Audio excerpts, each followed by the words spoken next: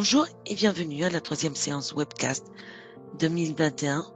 Je m'appelle Jimena Saez et je suis la modératrice de la communauté Cisco en français. Alors, je veux donner la bienvenue sur ce plateau à nos experts d'aujourd'hui, Jean-François Pujol et Paulo Arroyo. Merci d'être ici avec nous pour présenter cette nouvelle émission Community Live dédiée au sujet de Microsoft Azure AD, intégration sans heurts avec Cisco Ice. Au nom de toute l'équipe de la communauté Cisco, nous remercions votre présence et c'est avec un grand plaisir que nous vous accueillons. Alors, nous avons démarré cette semaine avec une foire aux questions de networking au sujet de SD-WAN. Alors, ce forum est partagé avec les autres communautés. C'est un forum global. Et pour ce faire, nous avons rassemblé 4 experts qui nous aideront à répondre à toutes vos questions. Alors, profitez-en. Il sera disponible jusqu'à la semaine prochaine. Et vous pouvez demander directement sur la communauté en français ou en anglais. Il sera disponible sur toutes. Et on vous laisse le lien de celle de la foire aux questions en français. Gabriella qui nous aide à publier ces liens sur le panneau du chat. Ensuite, nous avons déjà notre expert pour le mois prochain et nous aurons la séance Community Live au mois d'avril et ce sera le mardi 13. Et nous avons prévu pour cela un événement qui intègre wireless et collaboration. Alors, pour cette période de pandémie, peut-être c'est un des sujets les plus intéressants.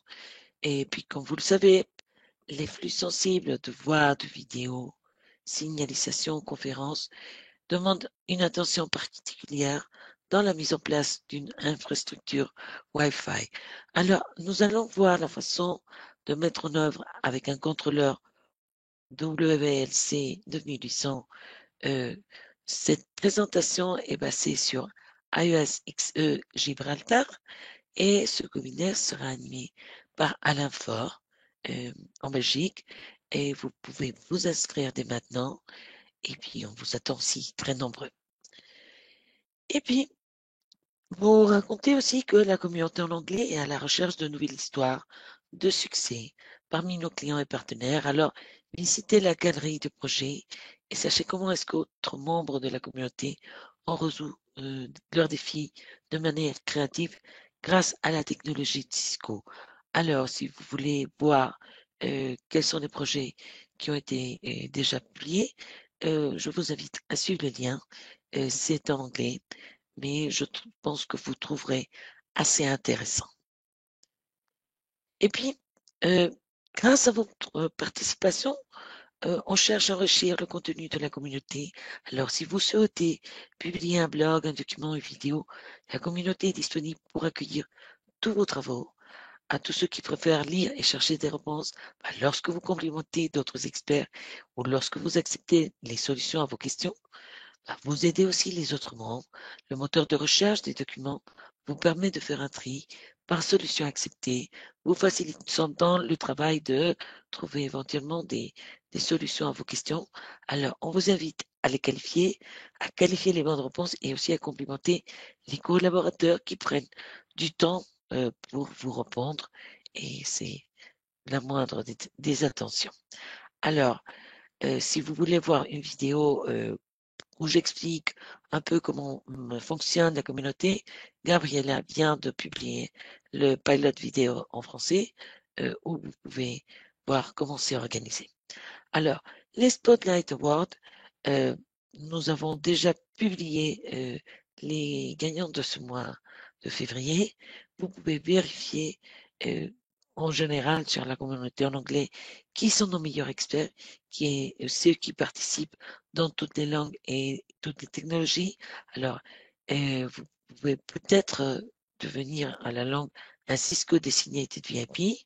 C'est basé sur la participation et sur aussi les réponses de soutien aux autres membres de la communauté.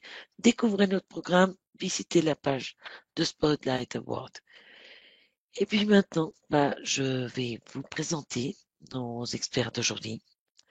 Alors, ce webcast est animé par Jean-François Pujol. Jean-François est un Technical Solution Architect chez Cisco Suisse et couvre les sujets de sécurité et de mobilité wireless. Régulièrement, il est impliqué dans des études de site, la conception, les activités avancées de dépannage sans fil.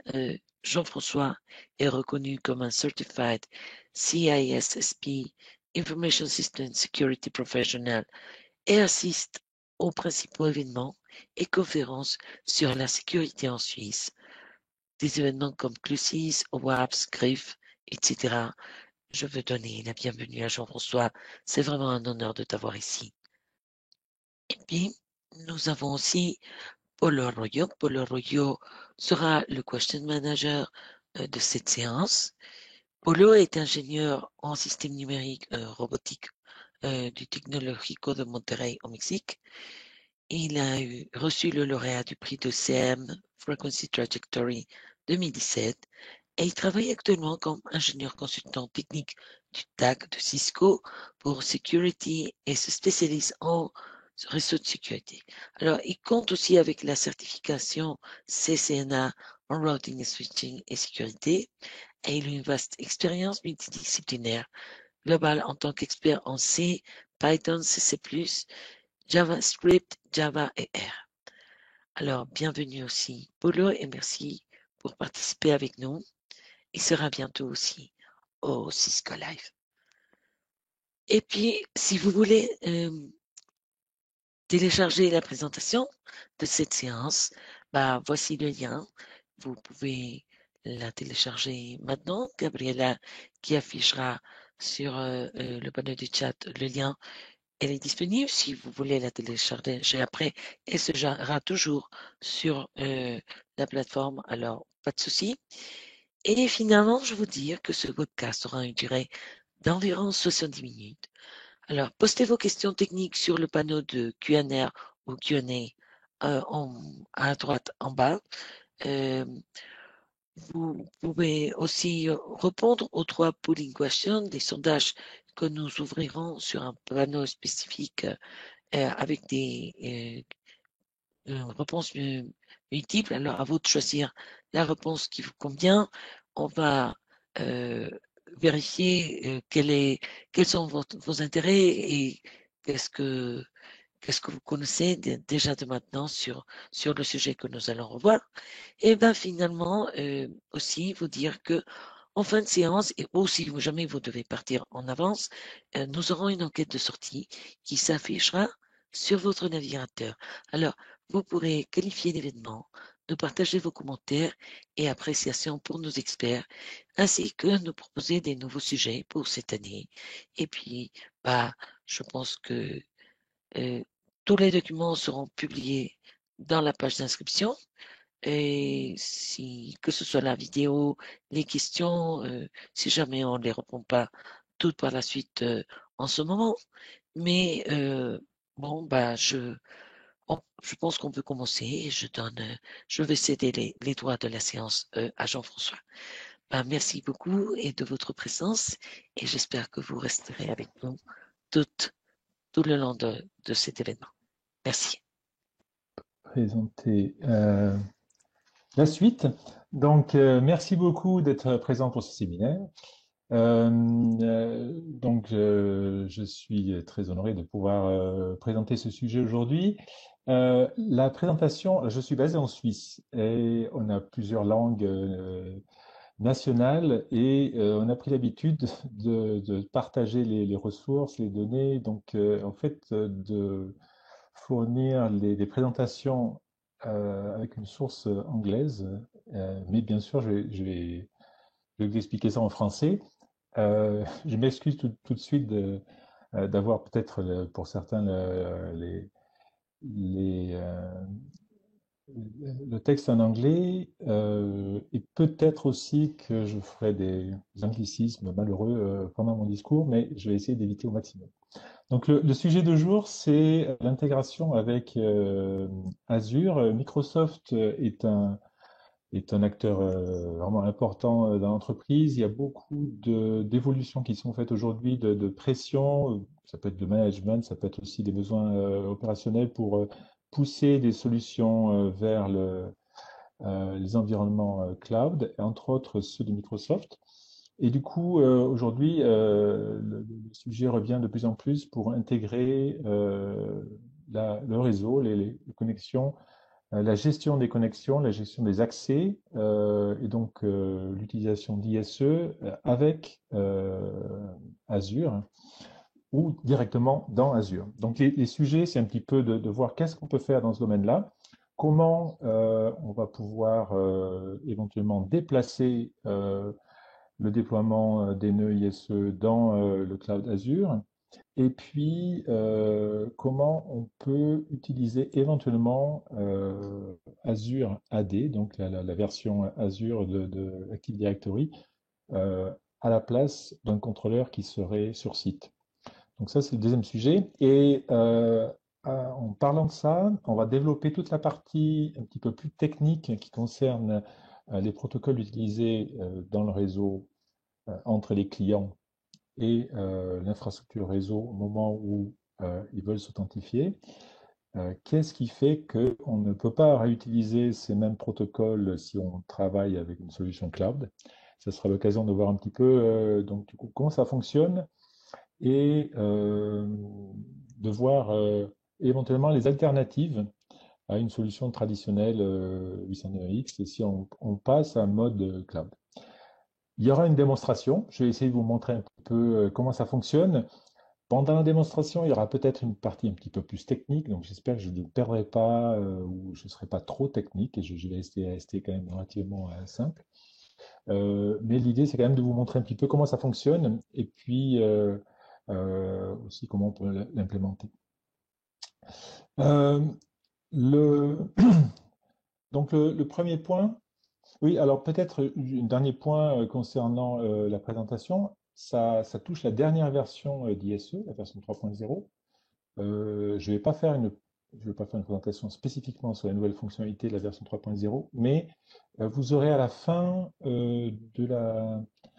de cette session, il y aura des références, des liens, et vous aurez des liens, entre autres, sur une présentation qui a été faite spécifiquement sur les nouveautés. Donc, il y aura cette partie Azure AD, mais tous les autres points qui touchent la version ISE 3.0. Donc, le premier point, c'est répondre à la demande souvent qui vient du management qui insiste pour déplacer toutes les ressources ou le maximum de ressources qui sont aujourd'hui opérées dans les entreprises vers des plateformes cloud. Si c'est Azure, si c'est Microsoft qui a été choisi comme partenaire privilégié, ça sera donc Azure. Et la demande arrive quelquefois de savoir euh, est-ce qu'on peut installer ISE vu que ça fonctionne déjà sous forme virtualisée dans le cloud Azure. Alors c'est possible. Donc depuis la version 3.0, ça a été validé. C'est va être validé sous forme d'une la même en fait image virtuelle VMware qui est disponible pour fonctionner sur site, qu'on va installer dans la version en fait la plateforme compatible VMware d'Azure. Et donc on va juste déplacer ce container VMware dans le cloud Azure et opérer ISE exactement comme on le ferait, enfin, exactement, à peu près, exactement non, à peu près comme on le ferait sur un site local, avec les restrictions qui peuvent exister aujourd'hui sur les délais de communication entre euh, le serveur ISE, donc serveur Radius, et les nœuds du réseau que l'on veut opérer, contrôler, donc les switches, contrôleurs Wi-Fi, etc. Il y a des délais maximum à respecter. Évidemment, si on déplace les machines ISE dans le cloud, il faut quand même s'assurer que ces délais sont respectés sans que ça crée des lenteurs en fait pour l'utilisateur final. Si vous avez plus de renseignements, vous pouvez éventuellement voir un petit peu en termes de ressources. euh, il y a un échange qui a été fait sur ce sujet-là, j'ai mis la référence là. Donc, ça vous donne un peu plus d'informations techniquement sur les ressources nécessaires pour faire tourner ISE dans le cloud Azure. Alors, à ce sujet, on avait une petite question à vous demander. En fait, est-ce que Azure est le premier, la première cible pour déplacer une application de type ISE, par exemple?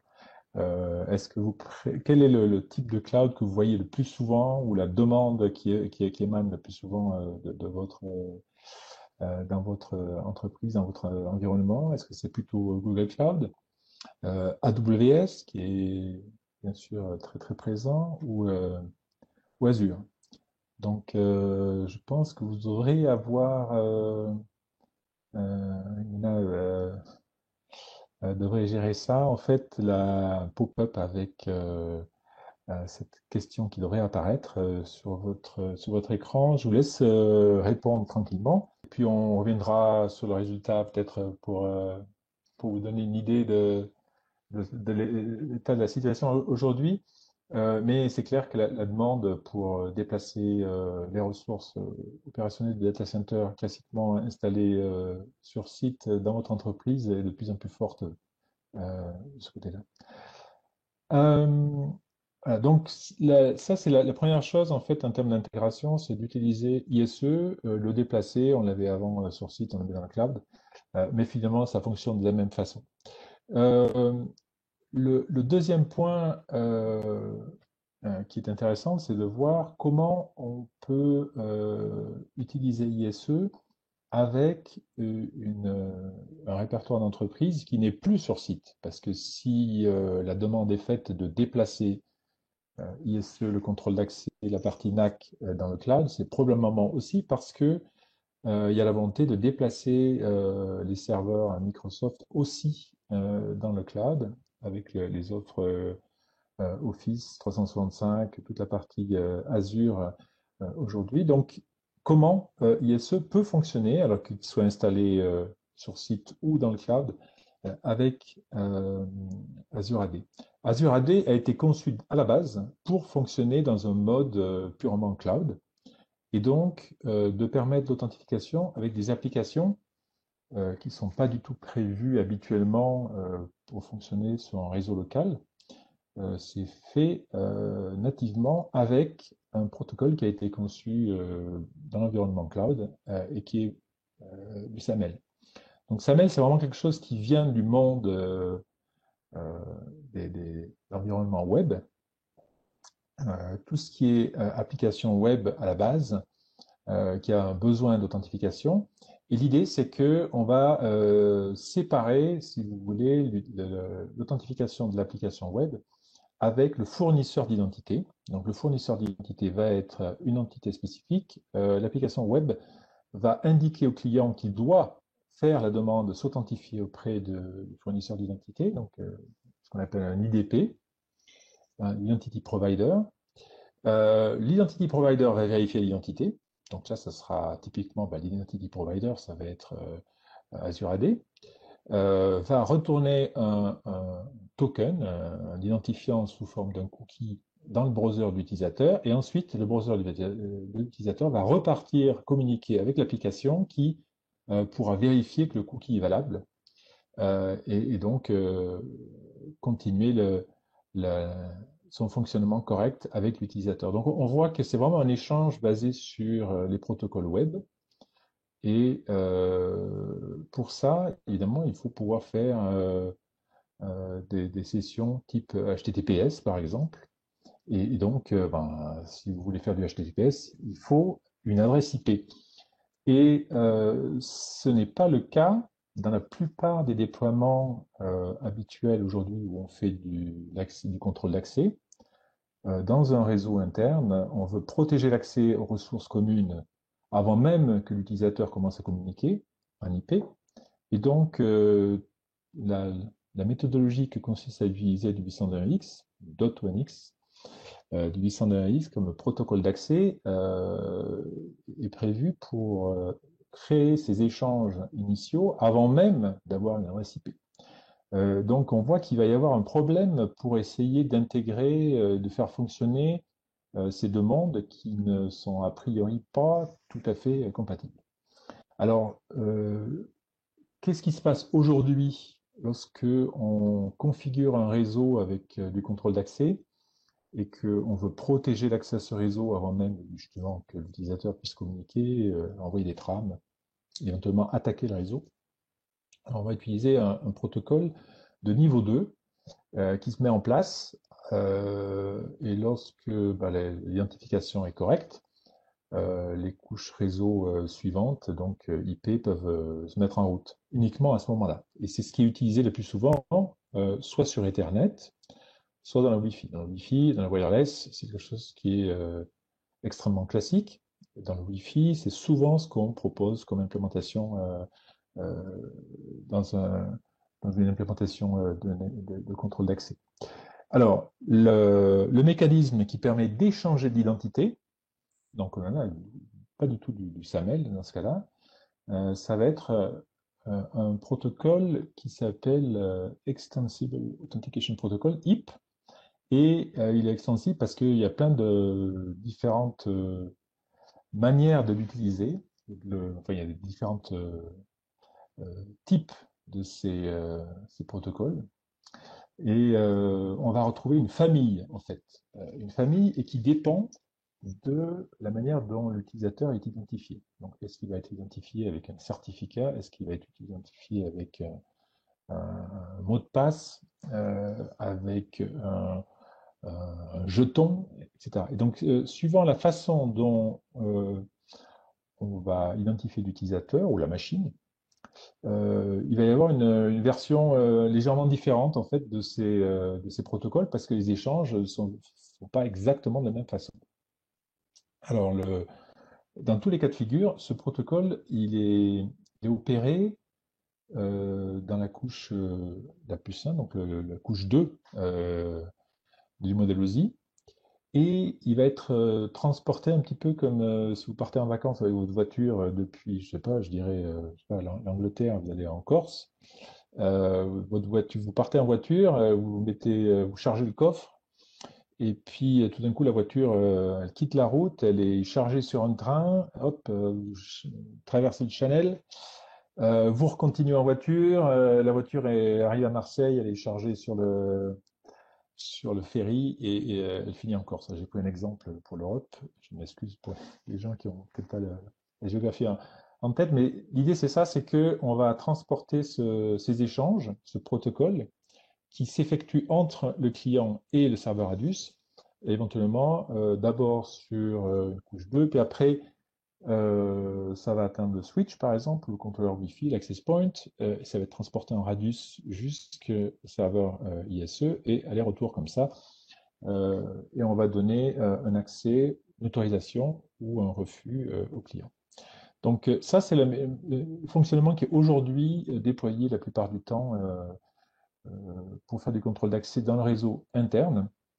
Et on voit que tous ces protocoles, de manière générale, fonctionnent de telle manière à ce que le serveur ADUS soit identifié par le client avec un certificat. Donc le client s'assure qu'il parle bien à une entité connue. Donc le client reçoit le certificat du serveur ADUS, le vérifie, et si ça c'est bon, il a la confiance, on crée un tunnel encrypté. Et dans ce tunnel encrypté, on va donner l'identification qui peut être un autre certificat, le certificat du client.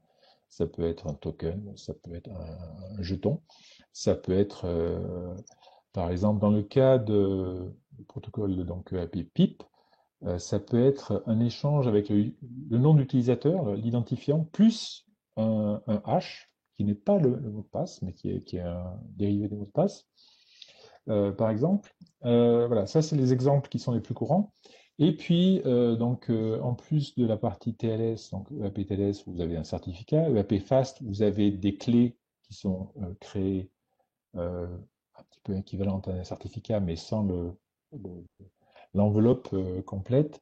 Donc le PAP, où vous avez l'username password, mot de passe, IP TTLS aussi, qui est une version un petit peu équivalente à PIP, et c'est utilisé voilà, dans certains cas de figure pour un complément.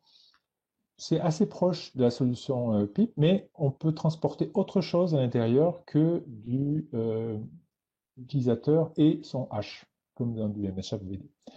Et donc, du coup, c'est quelque chose qui est assez souple et qui va être utilisé dans le cas qui nous intéresse aujourd'hui. Pourquoi? Parce qu'on va pouvoir passer à la fois le nom d'utilisateur, l'identifiant, et son mot de passe. Ça permet de le faire.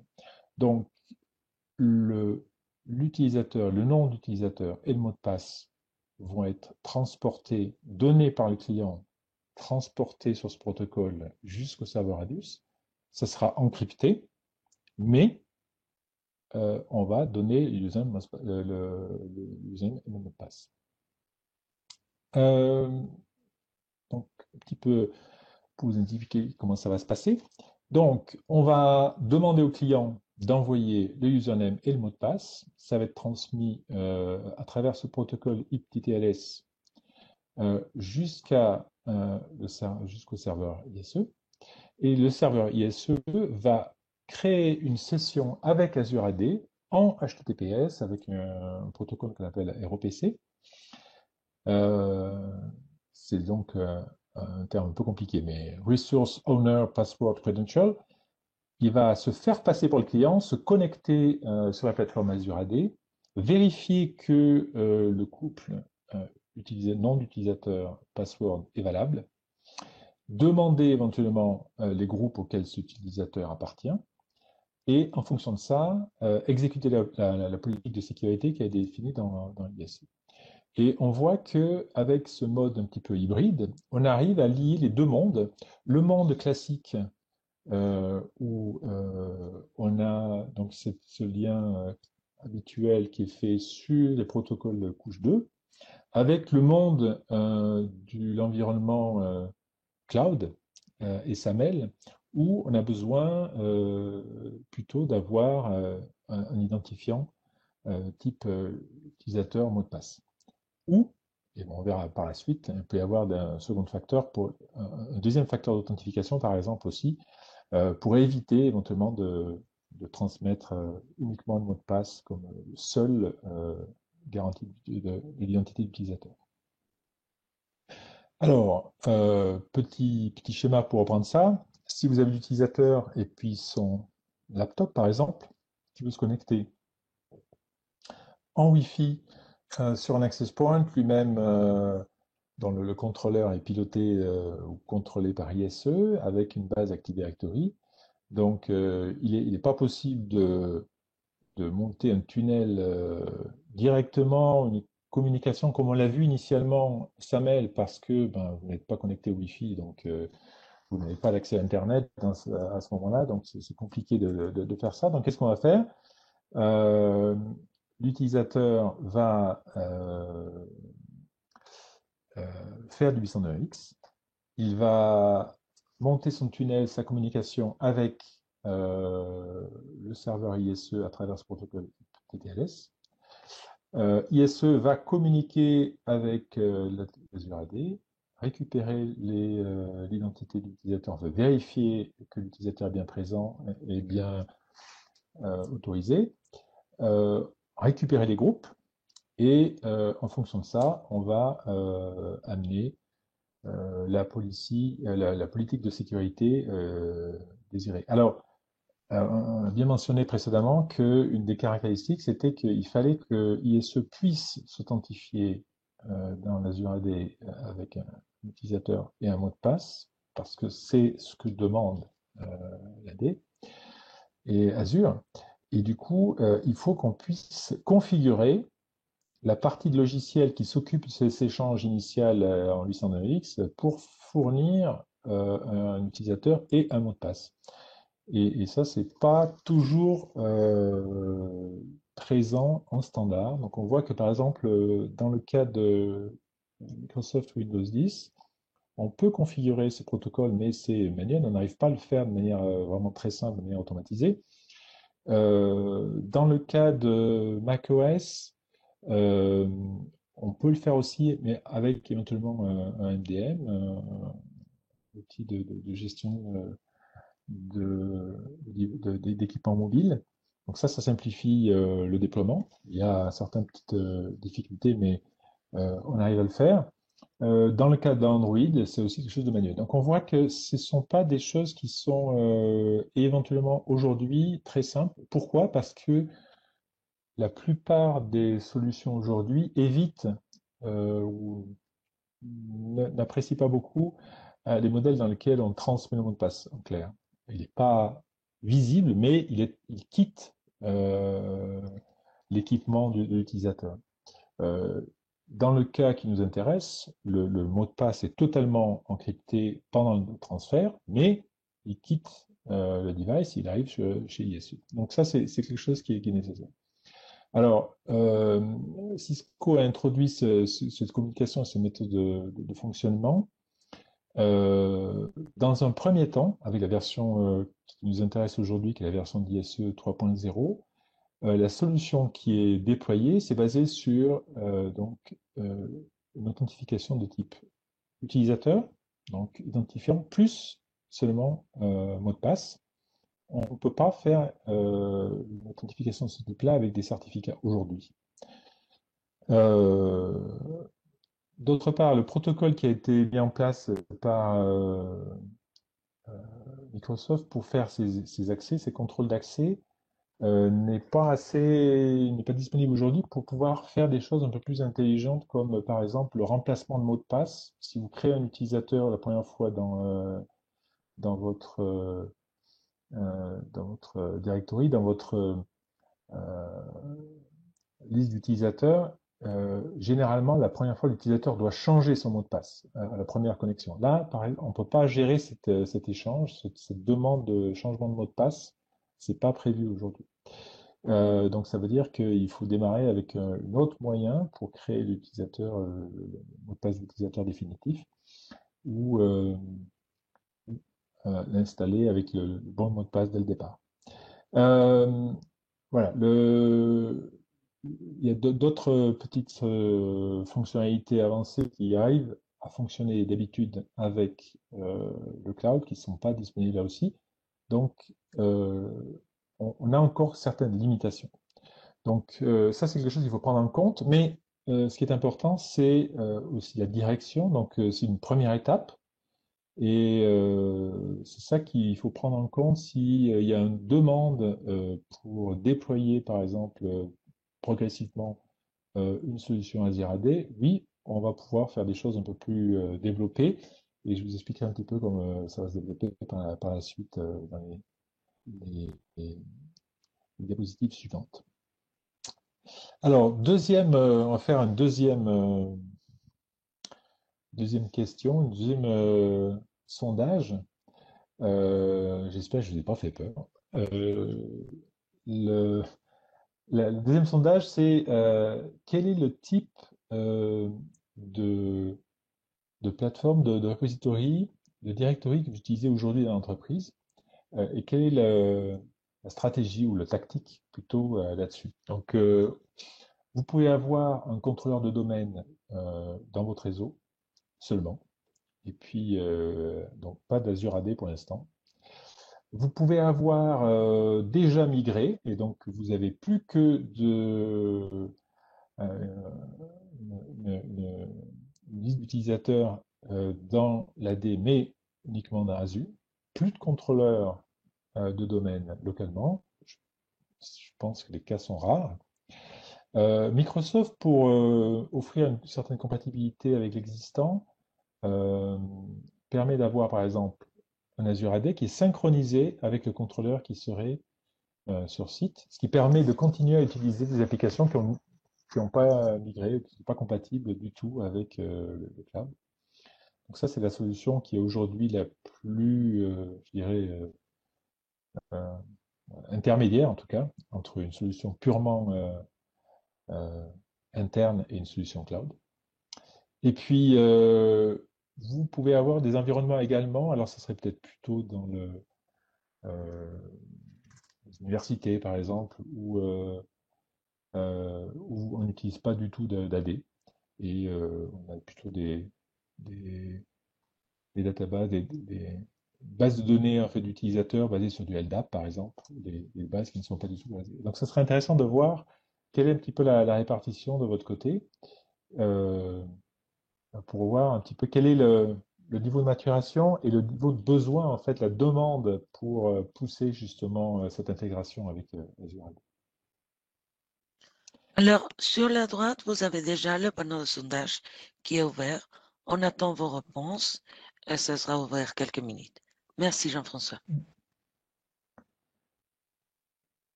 Euh, donc, pendant que vous répondez, je ne sais pas d'ailleurs, Rena, si on a le résultat du premier sondage, peut-être, avant Oui, bien sûr, je te le partage. OK. Alors, attends. qu'on puisse. OK. Ben, je vois pas l'option pour le partager, mais de toute manière, je vous l'ai dit. Ouais, Et directement, on a eu 43% Azure, 22% AWS et 2% Google Cloud. d'accord. D'accord? Bon, Alors, ce qui n'est pas mauvais. c'est- 2 c'est, sur euh, 3 on Azure. on voit en tout cas que si vous voulez que c'est vrai que le cloud Google est un peu moins attractif. En tout cas, il y a moins d'attentes, de demandes a priori. Je ne sais pas si c'est le cas. Enfin, on n'a pas les chiffres de part de marché, mais de la part de Google. Après, je pense que notre sujet du jour fait qu'il y a probablement une attente plus importante concernant Azure, et du coup, ça peut-être fausse un peu la répartition entre AWS et puis Azure. Mais c'est intéressant de voir un petit peu la répartition qu'il y a aujourd'hui. Donc, je vous laisse répondre au deuxième enquête, là, la petite enquête, et puis je vous propose de faire une démonstration, et je vais vous montrer un petit peu comment on met ça en place, comment ça fonctionne. Et je vais me permettre, comme c'est quand même l'occasion de vous montrer, si vous ne connaissez pas, vous n'avez pas vu jusqu'à présent la version 3.0 d'ISE, c'est l'occasion de vous montrer un petit peu certains détails. Alors, je vais me permettre de vous montrer deux, trois choses qui touchent ISE 3.0, parce que je pense que ça vaut quand même la peine de le mentionner. Alors, je vais euh, partage du coup euh, mon navigateur.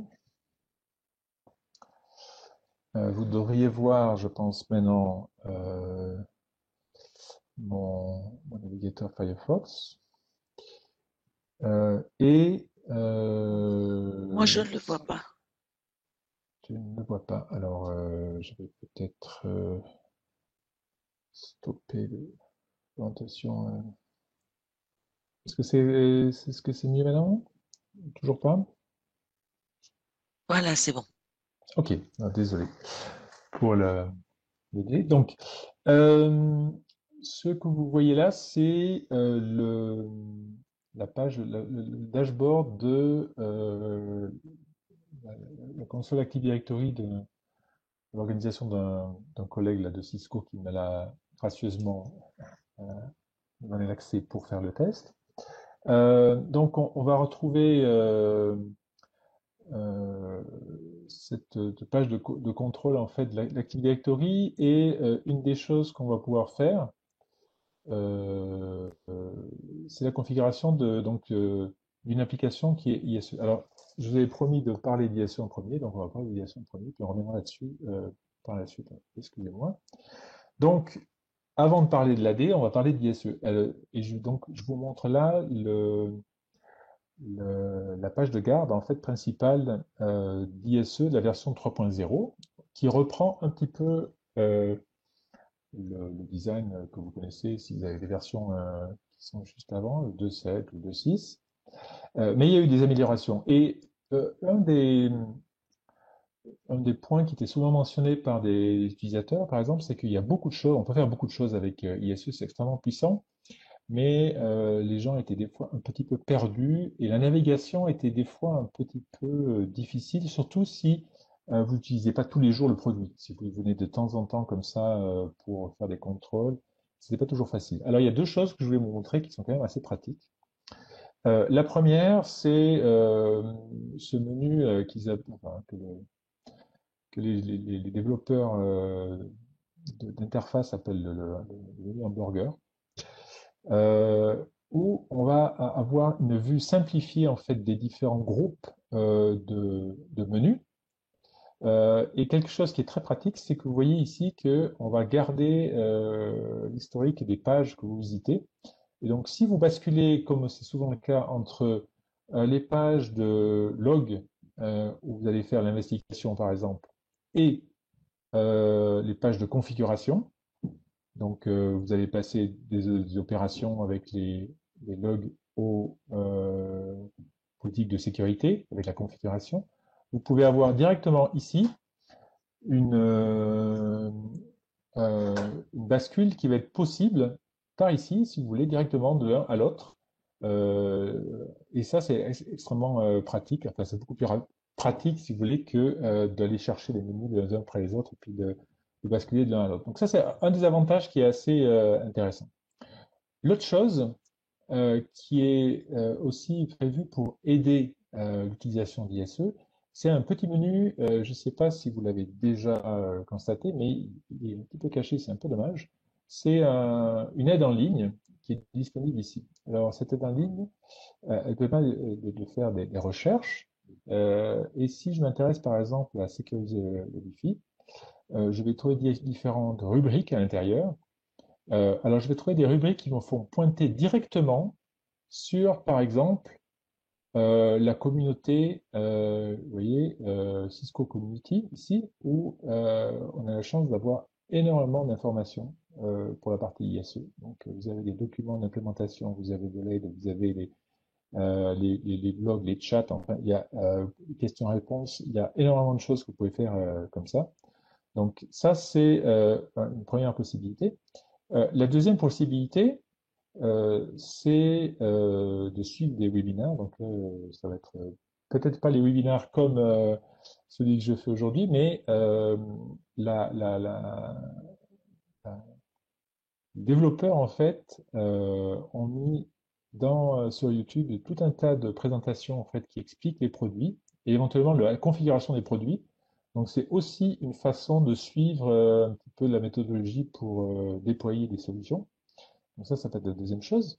La troisième chose, c'est une aide en ligne. Alors, par exemple, imaginez que je veuille rajouter une règle d'autorisation dans mon environnement, et puis je suis un petit peu perdu parce que je ne sais pas trop comment faire. Alors, je vais avoir une aide contextuelle qui va me positionner exactement au bon endroit dans le menu. On m'amène dans le menu politique de sécurité. On me dit OK, on va démarrer avec la politique par défaut. Je clique sur l'étape suivante. On me dit de cliquer sur la petite flèche là parce qu'on va rentrer dans le détail. OK, ça m'ouvre ça. Et c'est pas une simulation, c'est mon environnement, si vous voulez, qui est activé comme ça. On va me dire que pour faire du .1x, du 101x, ben, il faut sélectionner la règle qui est ici par défaut. Donc, j'ai juste à cliquer ici que cette partie-là, ce sont les conditions d'authentification. A priori, il n'y a pas besoin de les changer.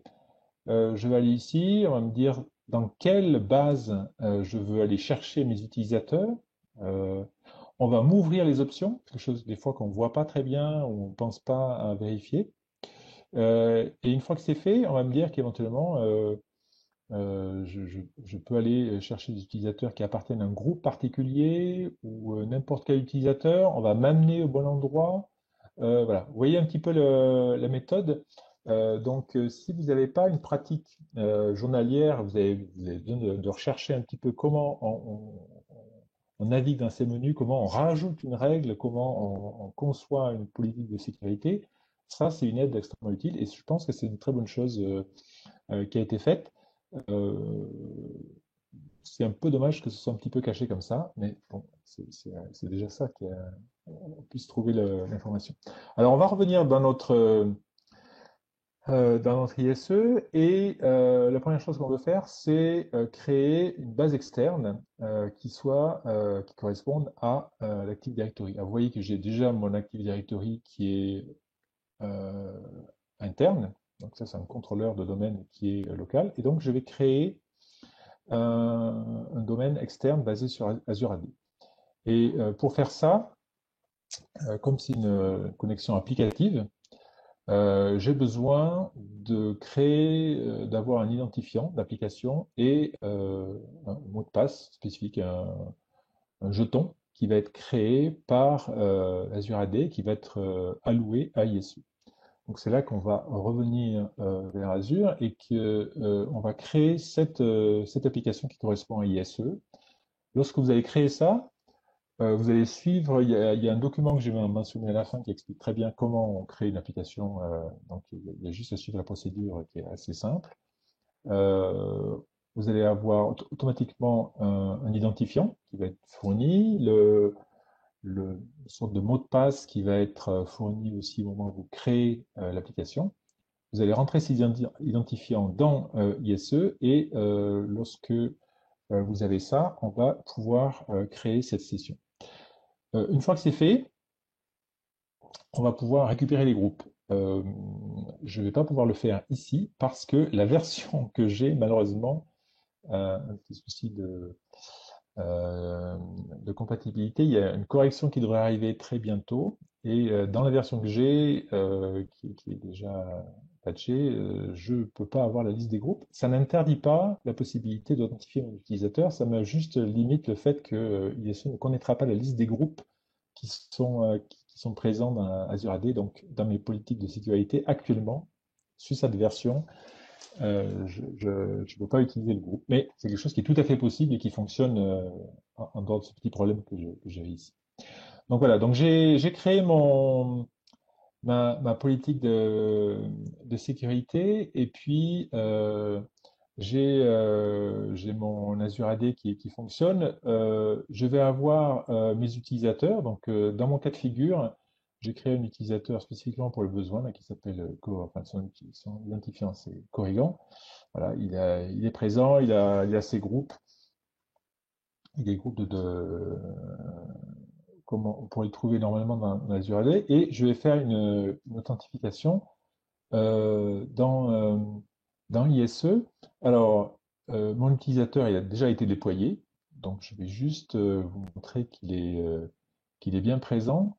Je vais prendre la liste des connexions, des sessions qui sont gérées par ISE, et je vais voir ici mon utilisateur qui est authentifié, son identité, donc son identifiant, le type de, d'équipement. Alors, ça m'arrangeait de faire ça avec un Raspberry Pi parce qu'il y a les deux interfaces et que je pouvais le gérer assez facilement. Je l'avais sous la main, j'ai fait avec ça, mais on pourrait faire la même chose avec le Windows 10 par exemple, sans problème. Je vais vous montrer avec ce type de endpoint, c'est pas du tout une limitation. On va voir le protocole qui est utilisé. Donc, on vous a mentionné justement le fait qu'on utilise ce protocole IP-TTLS et que à l'intérieur de ça, on va passer cette paire utilisateur mot de passe dans le tunnel encrypté.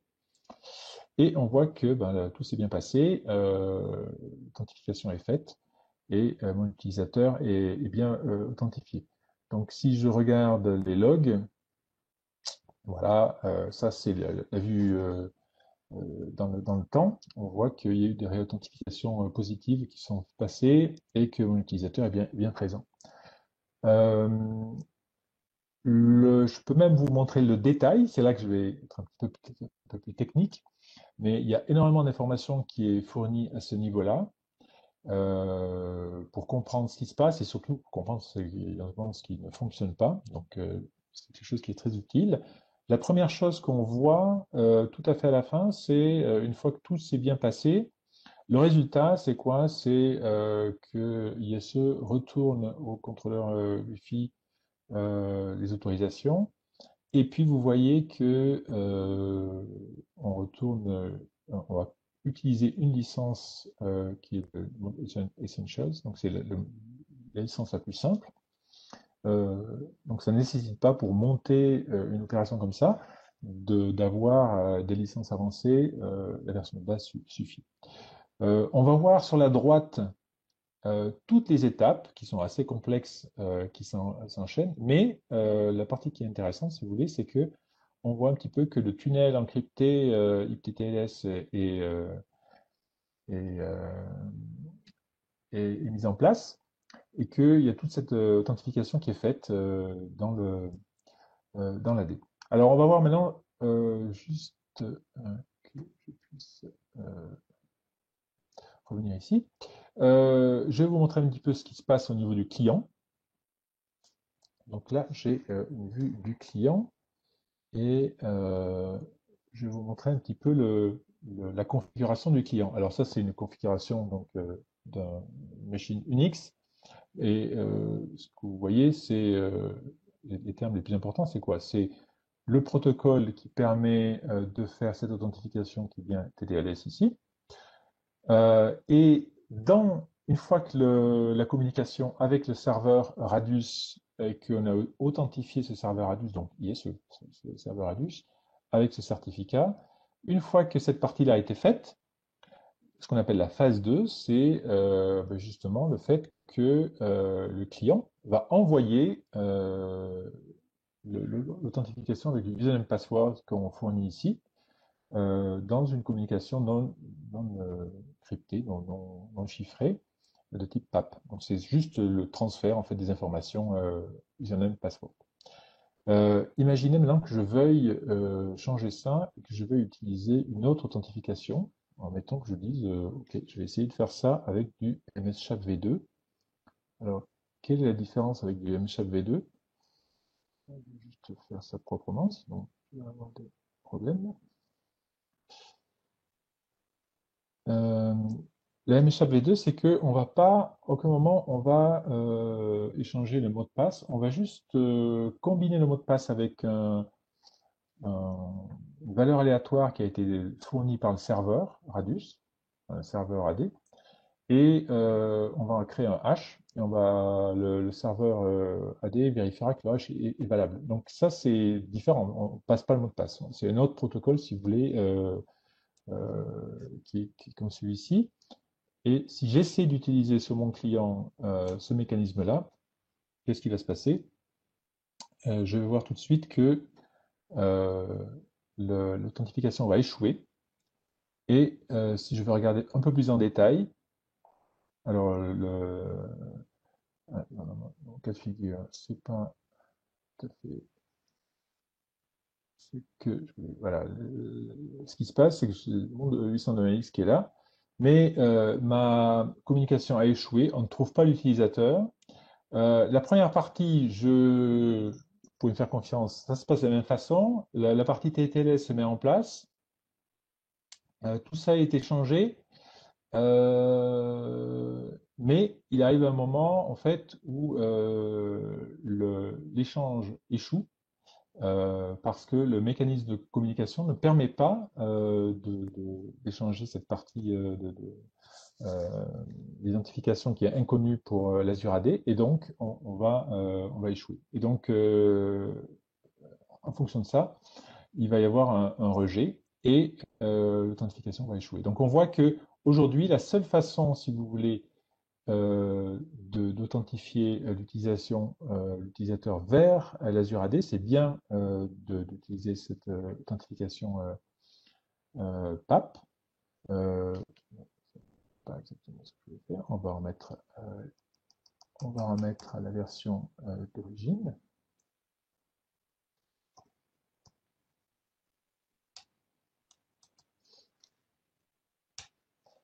Et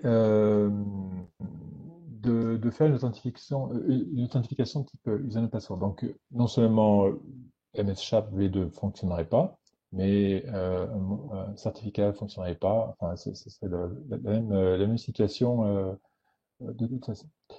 Euh, Voilà un petit peu pour la partie SE. Alors, vous voyez que on voit là les messages qui indiquent qu'il y a un problème d'authentification. Sachez que si dans votre réseau vous avez des soucis d'authentification, quelque chose qui est intéressant, c'est donc d'aller inspecter ces détails pour voir ce qui se passe exactement, de voir le détail du cheminement complet des échanges. Vous voyez peut-être aussi les différentes databases, parce qu'on peut chaîner les recherches donc dans différentes sources, bases internes d'ISE, externes, etc. Donc ça, vous allez le retrouver, c'est un petit peu pénible à lire peut-être, mais vous allez retrouver ça dans le détail ici. Une autre façon de faire, c'est d'aller regarder les rapports. Donc vous avez la possibilité dans les opérations de voir les rapports qui sont faits par ISE.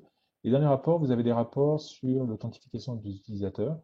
Donc, on peut voir, par exemple, ici, euh, les erreurs qui sont survenues. Vous pouvez faire des recherches en cherchant sur des paramètres additionnels. Donc, c'est assez simple d'essayer de comprendre, en fait, suivant le type de client, suivant le type de source où leur identifiant est positionné. Quel est le problème? Est-ce que c'est un problème de protocole? Donc on a vu par exemple que si on choisit le mauvais protocole, on va avoir des erreurs, ou si c'est un problème de mot de passe qui est erroné par exemple, etc. Donc ça, c'est des choses que vous pouvez retrouver et contrôler de manière assez régulière si vous mettez en place une nouvelle politique de sécurité qui demande des adaptations ou des corrections sur les postes. Euh, voilà un petit peu pour cette intégration. Donc, je vais revenir à la présentation et je vais repartager à nouveau. Ok, si vous voulez, entre-temps, je vais vous dire les résultats du sondage précédent. Comme ça, on avance un petit peu. Alors, par rapport à la question du deuxième sondage, est-ce que vous utilisez AD, Azure Active Directory, seulement Active Directory, seulement Azure, AD et Azure, et la quatrième option, c'était nous n'utilisons pas AD pour les ICE Identity Store. Alors, 30% ont répondu qu'ils utilisent AD et Azure AD, et 29% seulement Azure seulement Active Directory AD. OK? Alors, D'accord, bon, d'accord. c'est Donc, on voit que intéressant. on voit que aujourd'hui, il y a encore besoin de compatibilité. C'est difficile se départir d'un contrôleur de domaine sur site, mais c'est compréhensible aussi. Ça demande du temps de migrer. Euh, donc, on a vu que la contrainte aujourd'hui, c'est besoin de faire une authentification de type username password. Alors, on peut le faire si vous avez une connexion, par exemple, d'un poste classique avec un utilisateur et un supplicant. Donc, la partie software de la couche réseau qui permet de faire cette configuration. Donc, on a vu les limitations au niveau Windows ou des autres operating systems. Une autre façon de le faire, par exemple, c'est de faire des accès distants avec du VPN. Donc, si vous avez AnyConnect et un, un- un accès distant type VPN, vous pourriez aussi faire ce genre d'authentification, ça fonctionnerait aussi. Donc ça, c'est les deux moyens assez facilement de déployer une authentification. Euh, j'ai un troisième sondage. On a mentionné ce point sur le mot de passe. On a dit qu'il serait transporté de manière encryptée, mais qu'il quittait quand même l'environnement de l'utilisateur. Donc, est-ce que vous avez des politiques de sécurité qui font que c'est totalement impossible à négocier avec l'équipe de sécurité parce que jamais ils n'accepteront tel type d'échange? Euh, Est-ce que si c'est encrypté, si c'est encrypté jusqu'à ISE, c'est quelque chose qui est acceptable? Voilà. Est-ce que si la configuration n'est pas disponible avec trois clics par défaut sur le poste utilisateur, est-ce que c'est aussi quelque chose qui est rédhibitoire? Voilà, ça c'est un petit sondage qu'on vous propose euh, à ce passage, juste concernant la configuration de l'intégration. Alors, on a vu qu'il y avait cette histoire de mot de passe aujourd'hui. Quels sont les développements qui sont prévus? Donc, le développement qui est prévu, et je ne peux pas m'engager de la part de Cisco ou du développement, mais là, le point sur lequel nous travaillons aujourd'hui, c'est de faire la même chose, si vous voulez, le même mécanisme, mais en transmettant un certificat. Donc, on pourrait transmettre, l'idée, ce serait de transmettre le certificat machine, par exemple, de l'utilisateur, et de faire une authentification type quelque chose d'équivalent avec de l'APTLS. Vérifier, ISE vérifierait le certificat de la machine de l'utilisateur. On pourrait extraire des identifiants du certificat, du champ CN par exemple, le username de l'utilisateur ou le nom de la machine. Euh, Aller interroger Azure AD pour obtenir le groupe auquel cette machine ou cet utilisateur ou les groupes auxquels ils appartiennent, et donc de faire une authentification de type plutôt machine ou certificat euh, qui serait beaucoup plus, je dirais, sûr et plus pratique à déployer aujourd'hui que basé sur un mot de passe. Alors ça, c'est quelque chose qui est prévu. Normalement, ça devrait venir assez rapidement. Mais voilà, il faut attendre encore un tout petit peu. Si vous prévoyez de, de partir en fait vers une solution de type Azure AD, sachez que vous pouvez déjà la tester avec ce qu'on est capable de faire aujourd'hui et que les déploiements sont prévus en fait pour pouvoir faire quelque chose de plus conforme aux politiques de sécurité qui sont déployées dans l'environnement de NAC, enfin, les déploiements de NAC comme on les voit aujourd'hui si on utilise du certificat. Donc ça, c'est des choses qui viennent, que vous devriez voir euh, assez rapidement. Euh, si on veut vraiment intégrer, si vous voulez, faire une intégration avec SAML de manière native, euh, une autre option, ça serait de ne pas essayer de faire cette interaction entre la partie .NX et la partie SAML, mais de permettre au client de négocier une authentification SAML directement avec l'AD. Et ça, si vous voulez, on peut le faire, mais il faut changer un petit peu la politique de sécurité.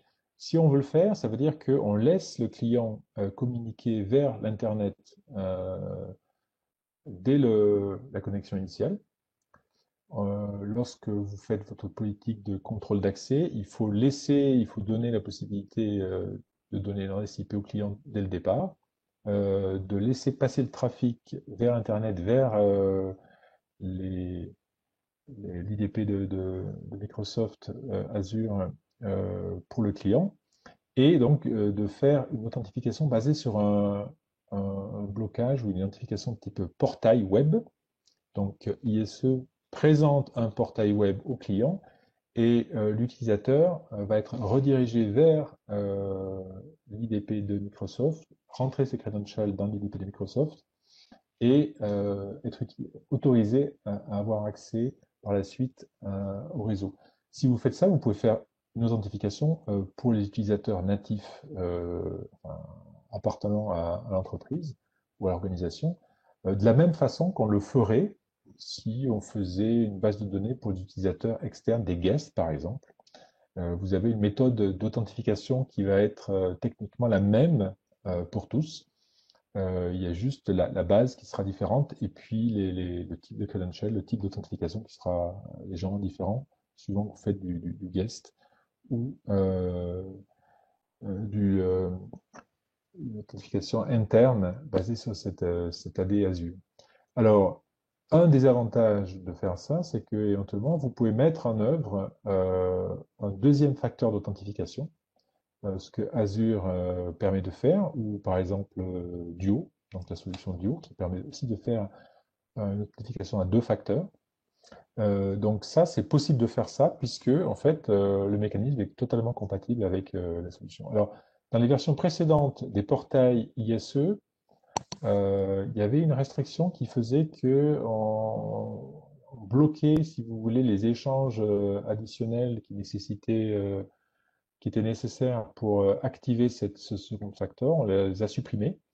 Et du coup, aujourd'hui, dans la version actuelle, on peut tout à fait intégrer ce second facteur dans le processus d'authentification, ce qui fait que vous avez la totalité des fonctions disponibles pour identifier et authentifier les utilisateurs de manière très forte. Donc ça serait le cas en passant par ce portail de type Webbot, et donc, de manière générale, une authentification web plutôt qu'une authentification .1x. Alors l'inconvénient par rapport à la solution .1x, c'est que il faut que ce soit un browser qui fasse cet échange. Et évidemment, la machine seule n'est pas capable aujourd'hui, vous n'avez pas dans l'operating system un agent de type browser en fait automatique qui puisse faire cet échange. Ce qui veut dire qu'il faut que l'utilisateur se connecte dans sa session pour opérer cette authentification et aussi autoriser le second facteur s'il est présent. Donc, vous voyez, l'authentification native dans un environnement SAML type web a son intérêt, mais il est très orienté utilisateur. Et donc, pour donner accès à des machines dans un réseau, on voit qu'aujourd'hui, on n'est pas encore tout à fait prêt à avoir une solution automatisée qui est aussi simple que de faire du 802.x, qui fonctionne très bien et qui est aujourd'hui bien rodé.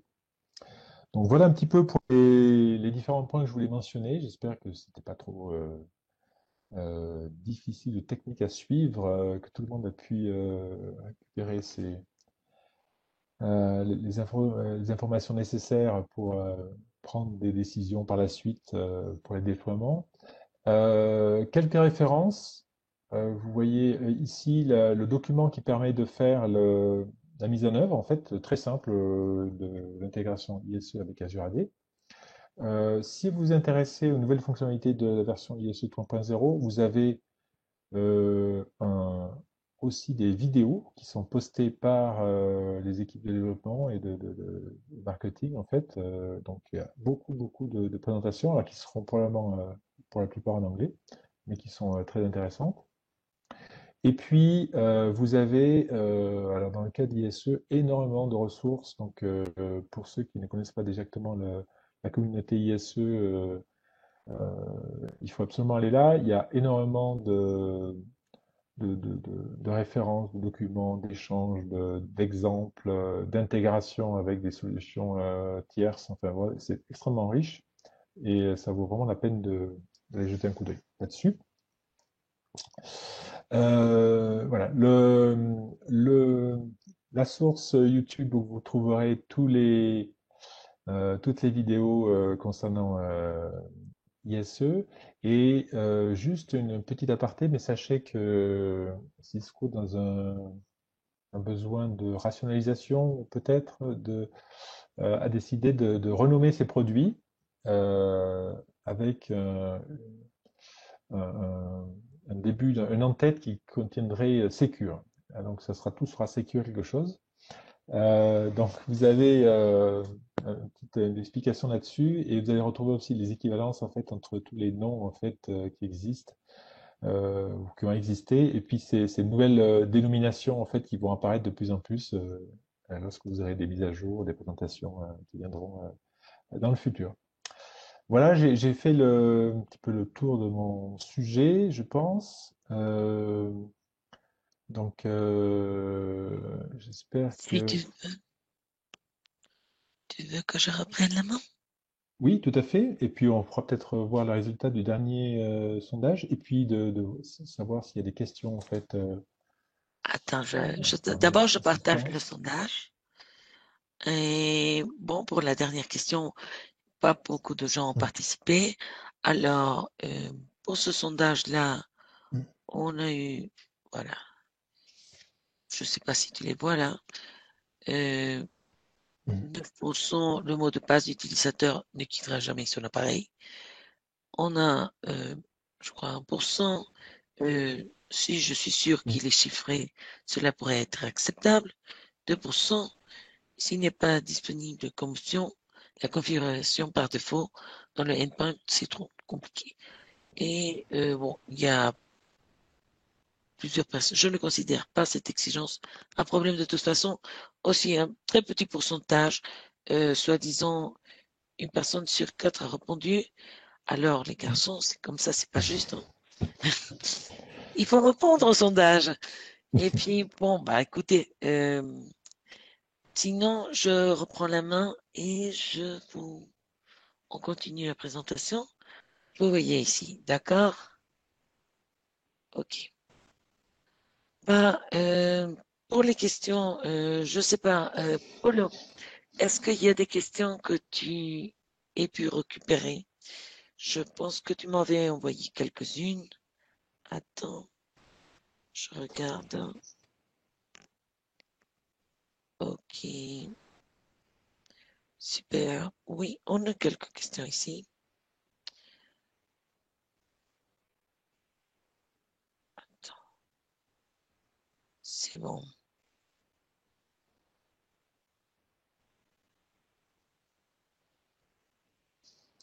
Alors, il y a des, j'étais en train de regarder les questions. Il y a des questions qui concernent, par exemple, le support de PIP MSHV2. Et malheureusement, voilà, ça, c'est des choses qui sont pas possibles enfin, nativement avec Azure parce que Azure ne permet pas de faire ça. Il faut, quand on veut s'authentifier avec Azure, imaginez vous vous connectez avec une application, vous tombez sur la page de redirection d'Azure, vous rentrez vos credentials, vous rentrez dans la page web encryptée, votre username et votre password, vous ne rentrez pas un hash. Et donc, c'est pas possible de faire euh, du MSHAP. C'est pas quelque chose qui a été prévu. Donc c'est pour ça qu'aujourd'hui la partie MSHAP est pas, on peut pas faire ça comme ça. Non, il faut le faire avec le mot de passe en clair. Enfin en clair. Il est transmis encrypté, mais lorsque l'utilisateur le rentre, il le rentre en clair. D'accord. J'ai retrouvé les questions. Alors, voici. Quel est le protocole qu'AIS utilise pour se communiquer avec Azure? Donc ça, c'est le protocole, on l'a mentionné, c'est ROPC. C'est un protocole qui a été créé pour, si vous voulez, contourner ou permettre en fait à ISE, à une machine, à un serveur, de faire une demande à Azure d'authentification qui ne serait pas exactement de type SAML, mais qui utilise des API. Et donc, ce protocole utilise des API RESTful, en fait, type RESTful, pour faire cette demande d'authentification à la place du client. D'habitude, c'est le client qui s'authentifie directement dans Azure. Là, on se fait passer pour le client et on présente à ISE les credentials pour valider l'utilisateur. Donc, le nom du protocole, c'est ROPC. Parfait. Alors, on demande, est-ce qu'on a besoin d'une licence spéciale AIS pour intégrer avec Azure? Alors non, vous n'avez pas besoin de licence spéciale. J'ai montré en fait pendant la démonstration rapidement que la licence qui était consommée lorsque vous avez une authentification réseau qui est faite à travers ce mécanisme-là, que c'est la licence, alors, qui n'est plus la licence de base parce que le licensing a un petit peu changé dans l'ISE 3.0. Donc maintenant, on est Essentials Advantage, et puis au-delà, si jamais. Mais c'est la licence la plus simple. Donc il n'y a pas de besoin particulier si on veut décider, si on veut tester, si on veut mettre en œuvre une authentification Azure AD. Parfait. Et puis, une dernière question que je récupérais. Est-ce que c'est nécessaire pour AIS d'avoir une connexion sur Internet pour s'intégrer avec Azure? Alors oui, parce que justement, ce lien ROPC dont on a parlé précédemment, il va être établi entre ISE et le cloud Azure. Donc il faut arriver à lier les deux d'une manière ou d'une autre. Et ce qui veut dire que vous devez avoir un lien depuis ISE vers, de PSN, vers Azure AD. Alors, aujourd'hui, il y a la possibilité d'utiliser plusieurs interfaces. Euh, donc, on pourrait imaginer, il faudrait vérifier, mais on pourrait imaginer par exemple d'utiliser une interface spécifique pour ça, sachant que toutes les interfaces de communication avec les switches, enfin, les équipements réseau peuvent être dédiés euh, et spécifiés, par exemple, de manière particulière. Donc, on pourrait probablement faire ça. L'interface de management, je pense, principale devrait être routable vers Internet. Ok, ben, je pense que ça serait tout. Et puis, ben, merci Jean-François et Paulo d'avoir partagé avec nous cette présentation. Je voudrais vous dire que nous aurons par la suite une foire aux questions qui sera seulement ouverte jusqu'au vendredi prochain, vendredi 12 mars, avec Jean-François. Si vous avez des questions supplémentaires sur Microsoft Azure AD, intégration sur Heure avec Sysquise, nous mettons à votre disposition ce fil de discussion. Je vais le créer, l'événement est là, mais il sera publié dans quelques minutes. Et puis, bien sûr, une bannière avec le lien sera affiché sur la page aussi d'accueil de la communauté et les liens, Gabriella les partagera avec vous. Et puis aussi, vous dire que la communauté est disponible sur cette langue. Alors, bientôt, nous aurons la communauté en coréen qui va nous rejoindre. Mais pour l'instant, l'anglais, l'espagnol, le portugais, chinois, japonais ou russe, que vous parliez d'autres langues, sachez que toutes les communautés ont des événements spécifiques. On ne répète pas le même événement dans toutes les communautés, sauf les Global Ask Me Anything, comme celui que je vous ai proposé tout à l'heure au début de séance. Et puis, bon, si vous aimez les réseaux sociaux et vous êtes branché en permanence, vous pouvez vous connecter avec la communauté sur Facebook, Twitter, LinkedIn ou YouTube, partager nos événements, rencontrer nos experts qui, d'ailleurs, ils nous suivent aussi, et puis inviter vos collègues à nous rejoindre pour qu'ils connaissent aussi la communauté et puissent nous supporter pour tout ce que sont nos activités. Et ben, finalement, nous aurons un petit sondage avec 5 questions de choix multiples qui s'affichera en fin de séance. Alors, même si vous êtes sur un portable, vous pouvez participer aussi. Qualifiez notre webinaire. Envoyez-nous vos commentaires si vous avez apprécié, qu'est-ce qu'on peut améliorer et surtout, quels sont les sujets qui vous intéressent le plus pour les mois qui suivent. Alors, bah, écoutez, au nom de toute l'équipe, je veux remercier Jean-François Pujeux et puis Paul Arroyo pour cette excellente séance. Nous sommes sûrs et certains que cette présentation vous sera très utile à tous les membres et nous partagerons aussi sur notre chaîne de YouTube. Et puis à tous nos invités, un grand merci de nous avoir accompagnés aujourd'hui et nous espérons pouvoir bientôt vous annoncer les événements pour le mois de mai et de juin. Prenez soin de vous, de vos chers. Je vous embrasse très fort. Merci Paulo, merci Jean-François. Et puis, euh, à la prochaine. Au revoir. Merci beaucoup, au revoir.